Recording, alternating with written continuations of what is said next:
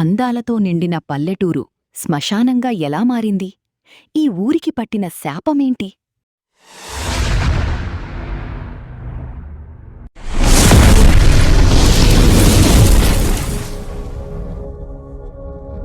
ఇంక కథలోకి వెళితే గెడ్డపాలెం అనే గ్రామంలో దినేష్ అనే అబ్బాయి ఉండేవాడు. దినేష్ 10వ తరగతి పరీక్షల్లో అత్యున్నత స్థాయిలో మార్కులు పొందడం వల్ల దినేష్ వాళ్ళమ్మ తనని పై చదువుల కోసం పట్నం పంపాలి అనుకుంది. కాని దినేష్కి పట్నం వెళ్లడం ఇష్టంలేదు. కాని తన తల్లి బలవంతం వల్ల పట్నానికి బయల్దేరతాడు. పట్నం చేరుకున్న దినేష్ అక్కడ ఉత్తమ కళాశాలలో చేరుతాడు. దినేష్కి కళాశాలలో యశ్వంత్, బన్నీ అనే 2 స్నేహితులు పరిచయమవుతారు. వాళ్ళు ముగ్గురూ కలిసిమెలిసి ఉండడమే కాకుండా బాగా చదువుతూ ఉత్తమ విద్యార్థులుగా పేరు తెచ్చుకుంటారు. సంవత్సరం గడిచింది. దినేష్ పరీక్షలు పూర్తిచేసి సెలవులకు తమ ఊరు వెళ్లాలి అనుకుంటాడు. అప్పుడు తన స్నేహితులు ఇలా అంటారు. ఏంటి దినేష్, సెలవులకు మీ ఊరికి వెళుతున్నావా? అవును, నేనిక్కడికి వచ్చి సంవత్సరమవుతుంది. నాకు మా ఊరు బాగా గుర్తొస్తుంది. అందుకే వెళ్తున్నా. మరి మీరెక్కడికి వెళ్తున్నారు? మేమెప్పుడూ గందరగోళంగా ఉండే ఈ పట్నంలోనే ఉంటాం. అందుకే ఏదైనా ప్రశాంతమైన చోటుకి వెళ్ళాలనుకుంటున్నాను. అయితే మీరు నాతో పాటు మా ఊరికి రండి. అక్కడ చాలా బావుంటుంది. మీకు ఖచ్చితంగా నచ్చుతుంది. అవునా? నిజంగా అక్కడ అంత బావుంటుందా? అవును, అక్కడ వాతావరణం చాలా బావుంటుంది. పచ్చని పొలాలు, స్వచ్ఛమైన గాలి, పక్షుల శబ్దం ఇంకా చాలా ఉన్నాయి. అవునా? అయితే సరే, మేంకూడా నీతో వస్తాం. దినేష్ తన స్నేహితులతో కలిసి తన సొంత ఊరికి బయల్దేరతాడు.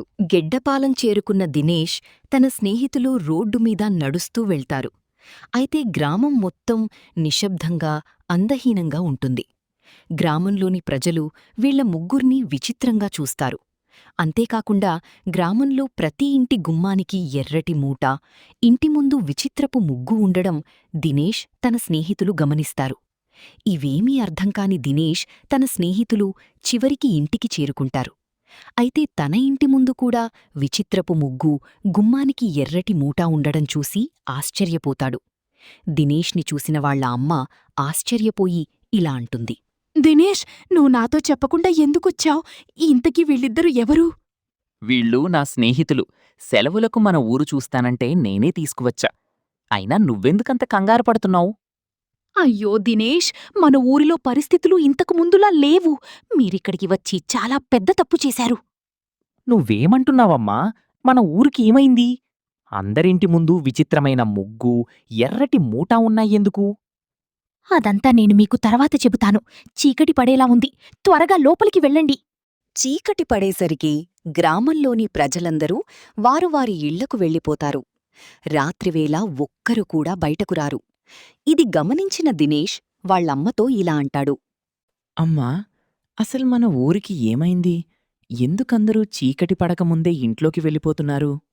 దినేష్, నెల రోజుల క్రితం మన ఊరిలో ప్రతిరోజూ ఒకరు కనబడకుండా పోయేవారు. వాళ్ళు ఏమయ్యారో అనేది ఎవ్వరికీ తెలీదు.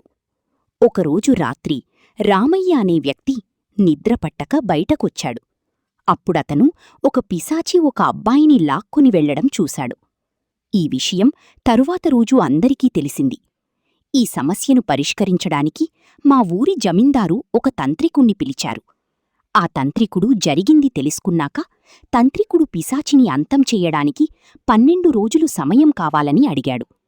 ఈ 12 రోజులు ఎవ్వరూ చీకటి పడ్డాక బయటకు రాకూడదని, ఇంటి ముందు ఎర్రటి మూట, తాంత్రిక ముగ్గు ఉంటి పిశాచి ఇంట్లోకి రాలేదు అని, అలాగే ఎవ్వరూ ఊరు విడిచి బయటకు వెడితే ప్రమాదమని చెప్పాడు.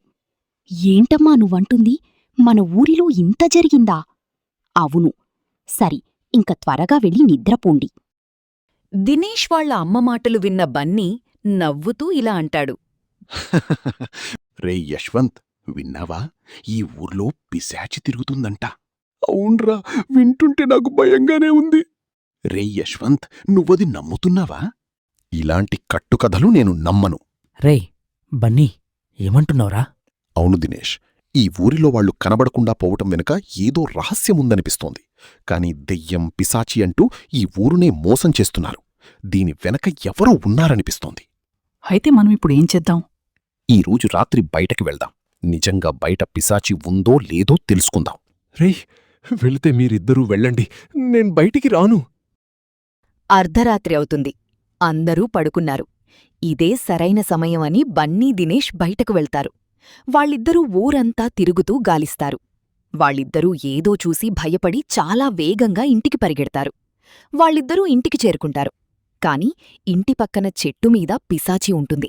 అది బన్నీని లాక్కుని వెళ్ళిపోతుంది. దినేష్ బన్నీని కాపాడేందుకు ప్రయత్నిస్తాడు కాని కాపాడలేకపోతాడు. అసలు ఈ ఊరుకి ఏమైంది? కనబడకుండా పోయినవాళ్లు ఏమయ్యారు?